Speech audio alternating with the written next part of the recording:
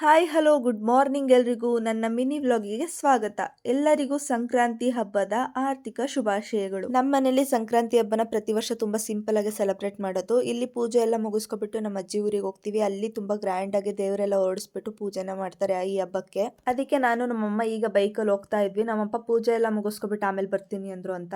ನಾವು ಊರಿಗೆ ಹೋಗ್ಬಿಟ್ಟು ಬೇಗ ರೆಡಿ ಆದ್ವಿ. ಯಾಕೆ ಅಂದ್ರೆ ಈ ವರ್ಷ ಬೇಗ ದೇವ್ರು ಬಂದಿತ್ತು ಅಂತ ಹೇಳ್ಬಿಟ್ಟು ಬೇಗ ಬೇಗ ರೆಡಿ ಆಗ್ಬಿಟ್ಟು ದೇವ್ರು ಬಂದು ನಿಂತ್ಕೊಳ್ಳೋ ಪ್ಲೇಸಿಗೆ ಹೋದ್ವಿ. ಪ್ರತಿ ವರ್ಷ ರಂಗಸ್ವಾಮಿ ಅಡ್ಡೆನ ಹೊತ್ಕೊಂಡ್ ಬಂದು ಇಲ್ಲಿ ಊರೊಳಗಡೆ ಕಟ್ಟೆ ಮೇಲೆ ಕೂರಿಸ್ತಾರೆ. ಎಲ್ಲಾರ ಮನೆಯವರು ಹಣ್ಣು ಕಾಯಿ ಎಲ್ಲ ತಗೊಬಂದು ಪೂಜೆ ಮಾಡ್ಕೊಂಡು ಹೋಗ್ತಾರೆ.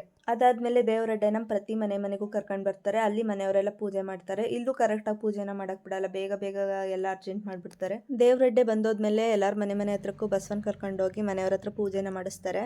ದೇವ್ರು ಬಂದು ಹೋದ್ಮೇಲೆ ನಾವು ಸ್ವಲ್ಪ ಹೊತ್ತು ಕೂತ್ಕೊಂಡು ಮನೇಲಿ ಮಾಡಿರೋ ಪ್ರಸಾದ ಎಲ್ಲ ತಿನ್ಕೊಂಡು ದೇವಸ್ಥಾನಕ್ಕೆ ಬಂದ್ವಿ. ಈ ವರ್ಷ ಅಂತೂ ದೇವಸ್ಥಾನದಲ್ಲಿ ಸಿಕ್ಕಾಪಟ್ಟೆ ಗ್ರ್ಯಾಂಡ್ ಆಗಿ ಫ್ಲವರ್ ಡೆಕೋರೇಷನ್ ಎಲ್ಲ ಮಾಡಿದ್ರು. ಎಷ್ಟು ಮಸ್ತಾಗಿ ಫ್ಲವರ್ ಡೆಕೋರೇಷನ್ ಮಾಡಿದ್ದಾರೆ ಅಂದ್ರೆ ನೋಡಕ್ ಎರಡು ಕಣ್ ಸಾಕಾಗ್ತಿಲ್ಲ, ಅಷ್ಟು ಸಕ್ಕತ್ತಾಗಿದೆ. ಯಾವ್ದೋ ಸ್ವರ್ಗದಲ್ಲಿ ಇದೀನಿ ಅನ್ನೋ ತರ ಫೀಲ್ ಆಗ್ತಿದೆ ನನ್ಗಂತೂ. ದೇವಸ್ಥಾನ ಓಪನಿಂಗ್ ಜಾತ್ರೆ ಟೈಮಲ್ಲೂ ಈ ತರ ಫ್ಲವರ್ ಡೆಕೋರೇಷನ್ ಏನು ಮಾಡ್ಸೇ ಇರಲಿಲ್ಲ, ಅಷ್ಟು ಸಕ್ಕತ್ತಾಗಿ ಮಾಡಿಸಿದ್ದಾರೆ ಡೆಕೋರೇಷನ್ ಅಂತೂ. ಎಲ್ಲ ಡೆಕೋರೇಷನ್ಸ್ ಎಲ್ಲ ನೋಡ್ಕೊಬಿಟ್ಟು ಈ ಕಡೆ ದೇವ್ರಿಗೆ ಬಂದು ನಮಸ್ಕಾರ ಮಾಡಿಬಿಟ್ಟು ಮಂಗಳಾರತಿ ತಗೊಂಡು ಆಚೆ ಬಂದ್ವಿ. ಇದಿಷ್ಟು ಹಬ್ಬದ ದಿನದ್ದು ಮಿನಿ ವ್ಲಾಗ್. ಇಷ್ಟ ಆಗಿದ್ರೆ ಹಾಗೆ ಲೈಕ್ ಮಾಡಿ ಆ್ಯಂಡ್ ಸಪೋರ್ಟ್ ಮಾಡ್ತಾ ಇರಿ. ಮತ್ತೆ ಮುಂದಿನ ವಿಡಿಯೋದಲ್ಲಿ ಸಿಗೋಣ. Take care, bye bye. Thank you for watching.